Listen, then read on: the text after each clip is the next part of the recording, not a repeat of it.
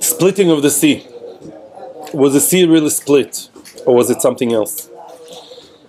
In English, the common translation is splitting of the sea. Yet in the Torah we see one term, not splitting, and in Chazal and the Gemara we see another term, also not splitting. In the Torah, it's called Veibaku Hamayim. The water cracked open. They cracked. And in Chazal, in the Gemara, and in everyday speech, we call it Kri'as Yam Suf, tearing of the sea. To rend or to tear the sea. What does it mean? Why the difference?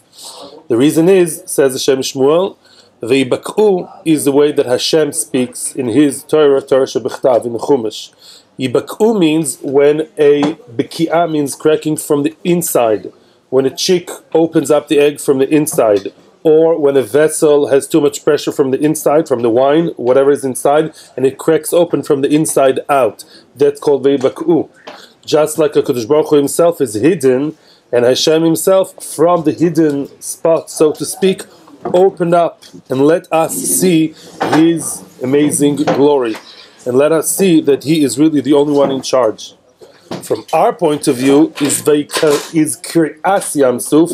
It's called tearing because you tear something with an outer force, exterior force, coming into the inside, like you tear a piece of cloth. And so too, Nachshan ben Aminadov and the rest of Bnei Israel jumped into the water and allowed themselves to change from the onlooker, going from the outside into the inside of things, and have a deeper look from their point of view.